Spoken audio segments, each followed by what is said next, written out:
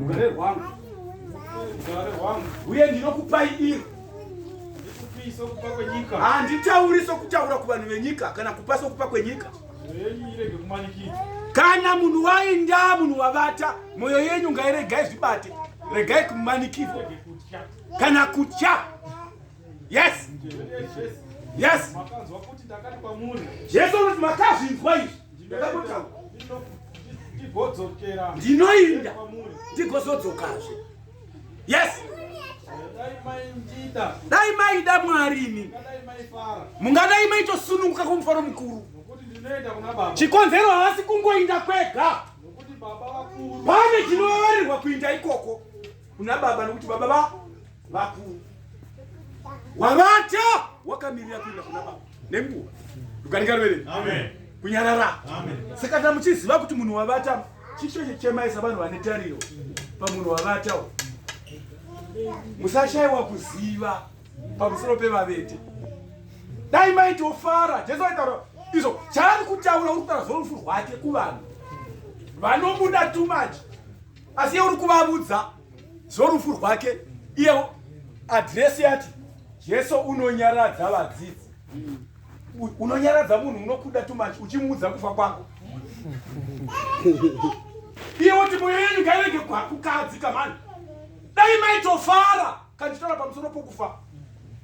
Savanhu vanoziva kuti pana hatine guta rinodi rinogara asi ndosaka chichazodi chichazovapo. Ndakuudzai zvinhu zvisati zvaitika kuti nomusi unoti munhu wati mozho mugoteni.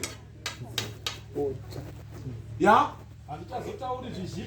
hapana zvakawanda zvinozotaurwa pamusoro pouyu. Chikonzero Satani. Kwai unodii? Satani unouya. Kuna kuti rufu rwese harusi rufu runouya ndude. Kuti nguva yakwana bambo Machembera wanga wakwegura madhigadi.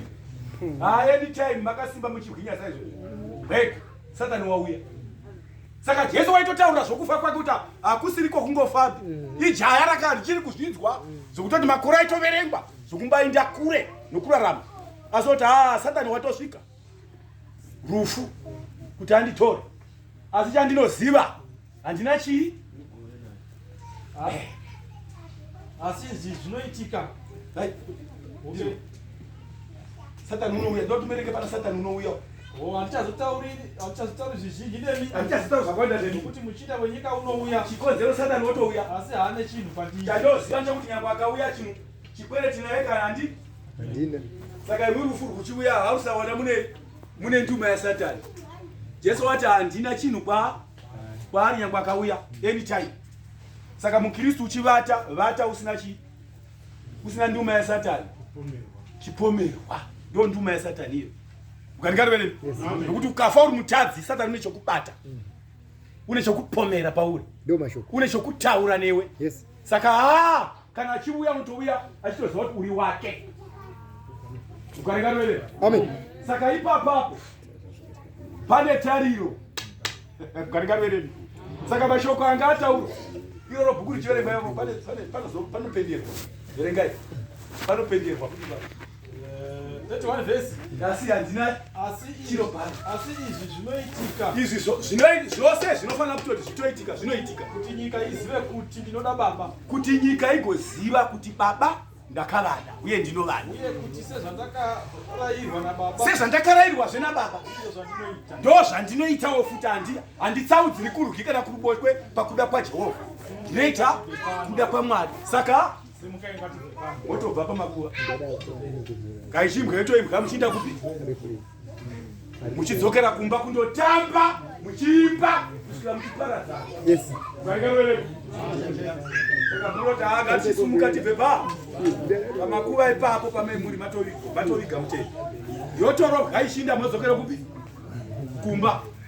Lugari matende. Kunyarara. Yes.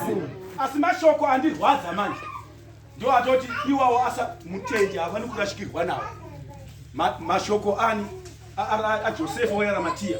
Pai murume wanga akarurama achitova netariro yovusherwa Saka bhuku roti 69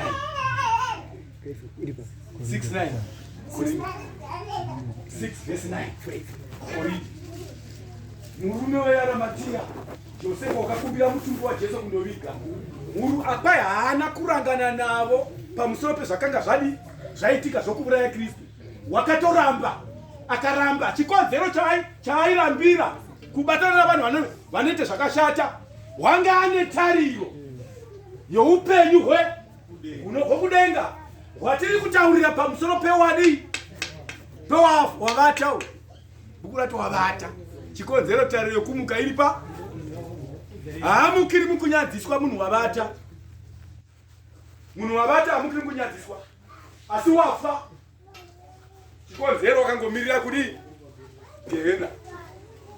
Saka tikutaura pamusoro pomukristu wakachengeta kuda kwababa wati Satani nyangwe wosvika norufu rwuri rwupi waurawa nebanga here wachekwa waitwa sei asi zvawaitwa zvese hauna nduma yaSatani.